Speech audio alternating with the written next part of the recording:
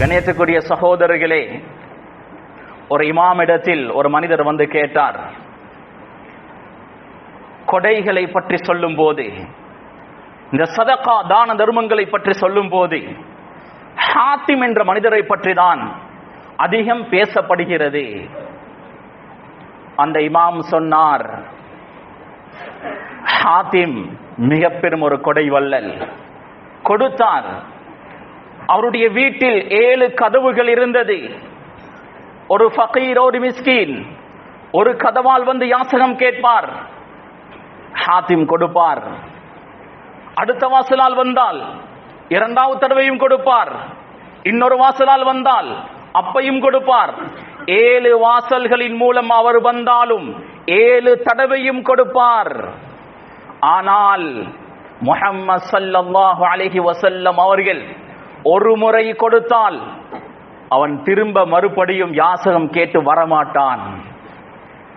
அந்த அளவுக்கு அள்ளி கொடுப்பார்கள், கணக்கு பார்க்காமல் கொடுப்பார்கள். கணேசக்குரிய சகோதரர்களே, தேவையுடையவர்கள் நிறைய பேர் இருக்கிறார்கள். சொத்து செல்வங்களை சேகரித்து வைத்துக் கொண்டு எங்களுடைய கபருக்கு நாம் என்ன கொண்டு போக போகிறோம்?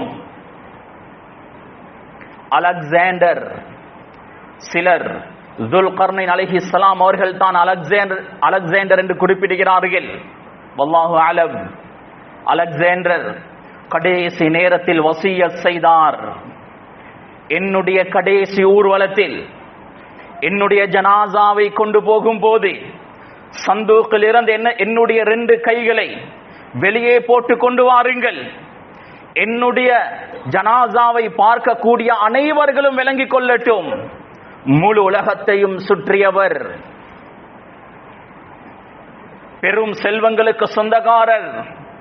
ஆனால் எதுவுமே எடுக்காமல், துன்யாவுடைய அற்ப காசுகள் எடுக்காமல் அவர் அடக்கம் செய்யப்படுகிறார் என்பதை என்னுடைய ஜனாசாவை பார்க்கக்கூடிய அனைத்து மக்களும் விளங்கிக் கொள்ளட்டும் என்று அவர் வசியத் செய்தார்.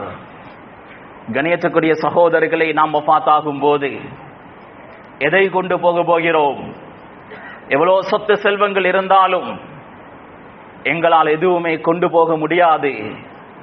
கணியத்துக்குரிய சகோதரர்களே, நபி இஸ்மாயில் அலைஹிஸ்ஸலாம் அவர்களை பற்றி அல்லாஹ் குர்ஆனில் சொல்லும் போது, இஸ்மாயில் அலைஹிஸ்ஸலாம் நபி இப்ராஹிம் அலைஹிஸ்ஸலாம் அவர்களுடைய மகன், ஒரு நபி, சிறு வயதிலிருந்து தியாகம் செய்தவர். அவருடைய சில குணங்களை பற்றி அல்லாஹ் சொல்கிறான். வகான யஅமுரு அஹ்லஹு பிஸ்ஸலாத்தி வஸ்ஸகாஹ். இஸ்மாயில் அலைஹிஸ்ஸலாம் தனது குடும்பத்திற்கு தொழுமாறு ஏவுவார், ஜகாத் கொடுக்குமாறு ஏவுவார். வகான இன்த ரப்பிஹி மர்தியா. அல்லாஹ்விடத்தில் அவர் பொருந்திக் கொள்ளப்பட்ட அடியாராக இருந்தார். இஸ்மாயில் அலைஹிஸ்ஸலாம் அவர்களிடத்தில் எவ்வளவு நல்ல பண்புகள், நல்ல அக்லாக்குகள் இருந்திருக்கும். அல்லாஹ் சொல்கின்ற 2 குணங்கள், தொழுகையை ஏவுவார், ஜகாத் கொடுக்குமாறு சொல்லுவார். இதை நல்ல குணமாக அல்லாஹு தஆலா இஸ்மாயில் அலைஹிஸ்ஸலாம் அவர்களை பற்றி அல்லாஹ் சொல்கிறான். இஸ்மாயில் அலைஹிஸ்ஸலாம் இப்ராஹிம் அலைஹிஸ்ஸலாமுடைய மகன்.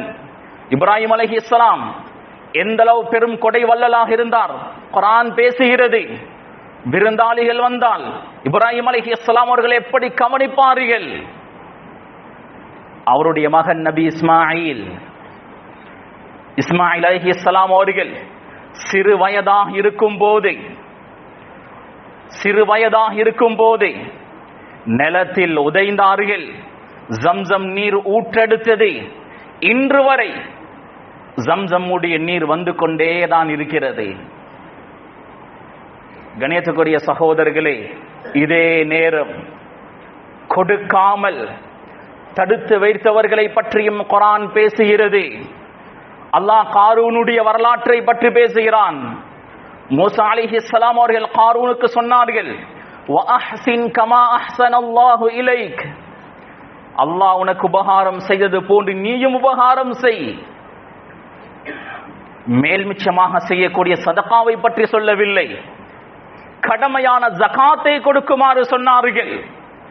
வலா தப்கில் ஃபஸாத ஃபில் அர்த். பூமியில் குழப்பங்களை உண்டு பண்ணாதே என்று மூசா நபி அவர்கள் சொன்னார்கள். காரூன் சொன்னான், கால இன்னமா ஊதீதுஹு அலா இல்மின் இன்தி, என்னுடைய அறிவு ஆற்றலால் தான் எனக்கு இவ்வளவு சொத்து செல்வங்கள், நான் ஏன் கொடுக்க வேண்டும்?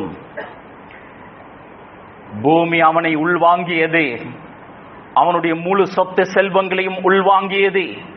முஃபஸிரூன்கள், குர்ஆனுடைய விரிவுரையாளர்கள் பதிவு செய்கிறார்கள், இன்னும் பூமி அவனை உள்வாங்கிக் கொண்டே இருக்கிறது. இஸ்மாயில் அலைஹிஸ்ஸலாம் அவர்கள் கொடுத்தார்கள், அவருடைய பரக்கத்தினால் பூமி இன்று வரை ஜம்சம் நீரை வெளியேற்றிக் கொண்டிருக்கிறது. காரூன் கொடுக்காமல் தடுத்தான், கொடுக்கவில்லை, மறுத்தான். அவனை பூமி இன்றும் சொல்லி வாங்கிக் கொண்டிருக்கிறது. எங்களுடைய கண் முன்னால் எத்தனையோ சகோதர சகோதரிகள் கஷ்டப்பட்டு கொண்டிருப்பார்கள். எங்களுடைய உறவினர்கள், அக்கம் பக்கத்தில் வசிக்கக்கூடியவர்கள், மஹல்லா வாசிகள் என்று எங்களுடைய கண் முன்னால் எத்தனையோ பேர் கஷ்டப்பட்டு கொண்டிருப்பார்கள். இந்த நேரம் சொத்து செல்வத்தை நாம் சேகரித்து வைத்துக் கொண்டிருந்தால், பதுக்கிக் கொண்டிருந்தால், அல்லாஹுடைய அதாம் எவ்வளவு பயங்கரமாக இருக்கும். காரூன் செய்த வேலையை தானே நாமும் செய்கிறோம். கணியத்துக்குரிய சகோதரர்களே, கொடுக்கும் போது யாரும் நினைக்காதீர்கள் இந்த பணம் வீணான பணம் என்று. கொடுப்பது பன்மடங்காக திரும்ப வரும். இது அல்லாஹுடைய வாக்கு. அல்லாஹ் ஒருபோதும் தனது வாதாவை, தனது வாக்குறுதியை மீற மாட்டான். வாக்குறுதியை நிறைவேற்றக்கூடியவன் அல்லாஹ். அல்லாஹ் சொல்கிறான், வமா அன்ஃபக்தும் மின் ஷைஇன் ஃபஹுவ யுக்லிஃபுஹு வஹுவ கைருர் ராஸிகீன். நீங்கள் என்ன செலவழித்தாலும் அதை அல்லாஹ் உங்களுக்கு திரும்ப தருவான். அவனே ரிஸ்க் வழங்கக்கூடியவர்களில் மிகச் சிறந்தவன். நல்லடியார்களை பற்றி அல்லாஹ் குர்ஆனில் பேசும்போது, கானு கலீலம் மினல் லைலி மா யஹ்ஜூன், இரவில் கொஞ்ச நேரம் உறங்குவார்கள், நீண்ட நேரம் இபாதத் செய்வார்கள். வபில் அஸ்ஹாரிஹும் யஸ்தக்ஃபிரூன், சஹருடைய நேரம் இஸ்திக்ஃபாரில் ஈடுபடுவார்கள். வஃபி அம்வாலிஹிம் ஹக்குல் லிஸ்ஸாயிலி வல் மஹ்ரூம், அவர்களுடைய சொத்து செல்வங்களில் சாயில், கேட்டு வரக்கூடியவர்களுக்கும் ஒரு பங்கு இருக்கும். வல் மஹ்ரூம், கேட்காமல் கௌரவமாக வாழ்ந்து கொண்டிருக்கிறார்களே, ஆனால் அவர்களுக்கு தேவை இருக்கும், ரெஸ்பெக்டாக வாழ்வார்கள், யாரிடத்திலும் கையேந்த மாட்டார்கள், அவர்களுக்கும் ஒரு ஹக் இருக்கும் என்று அல்லாஹ் சொல்கிறான். எனவே நல்லடியார்கள் சாயில், கேட்டு வரக்கூடியவருக்கும் கொடுப்பார். கேட்டு வரக்கூடியவரை ஒரு நாளும் விரட்டக்கூடாது. வஅம்மஸ் ஸாயில ஃபலா தன்ஹர், கேட்டு வரக்கூடியவரை விரட்டக்கூடாது. நல்லடியார்கள் கொடுப்பார்கள். வல் மஹ்ரூம், கேட்காமல் எத்தனையோ தேவையுடையவர்கள் கௌரவமாக வாழ்ந்து கொண்டிருப்பார்கள், ஆனால் அவர்களுக்கு தேவைகள் இருக்கும். அவர்களை தேடி செலவழிக்க கூடிய பண்பு இருந்தால் நீங்களும் அல்லாஹ்வுடைய நல்லடியார்கள் தான். எனவே கண்ணியத்துக்குரிய சகோதரர்களை, கொடுக்கக்கூடியது பன்மடங்காக திரும்ப வரும். அல்லாஹ் சொல்கிறான், மன் தல்லதி யுக்ரிதுல்லாஹ கர்தன் ஹஸனா, அல்லாஹ்வுக்கு யார் அழகிய கடன் கொடுக்க தயார்? சதகா, தான தர்மங்களை அல்லாஹ் கடன் என்று சொல்கிறான். அந்த கடனை நிவர்த்தி செய்யக்கூடியவன் அல்லாஹ். ஃபயுதாஇஃபஹு லஹு அத்ஆஃபன் கஸீரா, அதை பன்மடங்காக அல்லாஹ் திரும்ப தருவான். சதகா, தான தர்மம் செய்தால் அது கடன், அந்த கடனை அல்லாஹ் திரும்ப நிறைவேற்றுவான். ஸஹீஹுல் புகாரி, ஸஹீஹ் முஸ்லிம் வரக்கூடிய ஹதீஸுல் குத்ஸி, அல்லாஹ் சொல்கிறான், அன்ஃபிக் யப்ன ஆதம், ஆதமுடைய மகனே செலவழி, யுன்ஃபக அலைக், உன் மீது செலவழிக்கப்படும், நீ கொடுக்கின்ற அளவு உனக்கு திரும்ப வந்து கொண்டே இருக்கும். கணேசக்குரிய சகோதரர்களே, கிராமப்புற பகுதிகளில் விவசாயம் செய்யக்கூடியவர்கள் டெப்பில் தண்ணி வரவில்லை என்றால் மோட்டரை போடுவார்கள், தண்ணீர் வரவில்லை என்றால் கொஞ்சம் தண்ணீரை ஊற்றுவார்கள், அதற்கு பின்னர் மோட்டரை ஆன் பண்ணினால் தண்ணீர் வேகமாக வரும்.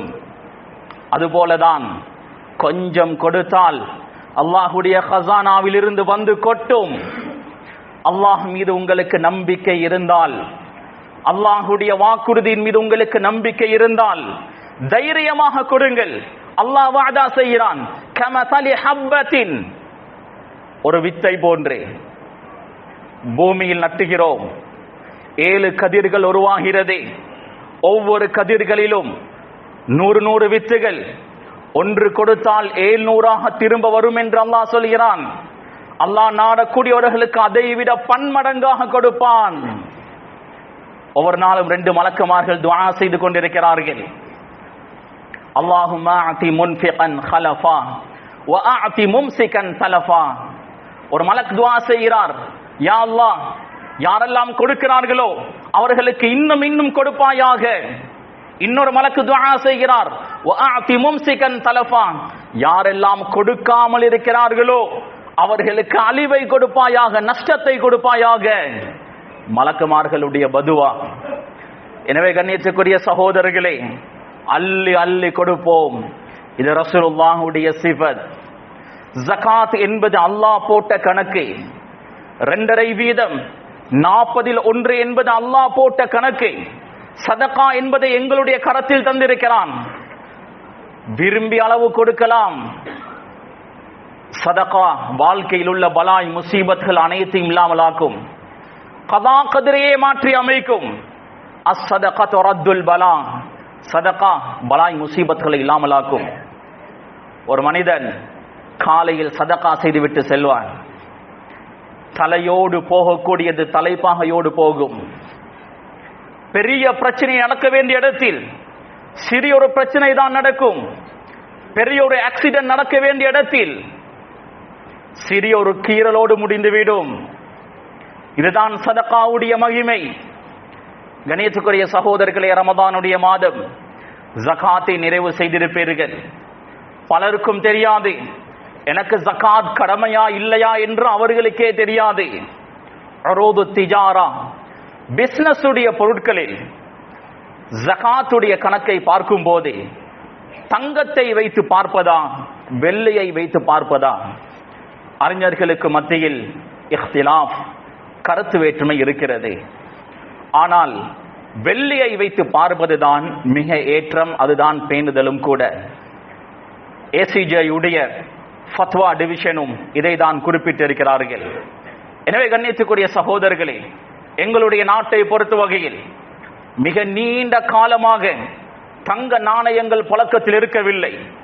வெள்ளி நாணயங்கள் தான் புழக்கத்தில் இருந்திருக்கிறது. எனவே பிசினஸ் உடைய பொருட்களுக்கு ஜகாத்தை பார்க்கும் போது வெள்ளியை வைத்து ஜகாத்துடைய கணக்கை பார்ப்பதுதான் மிக பொருத்தமாக இருக்கும்.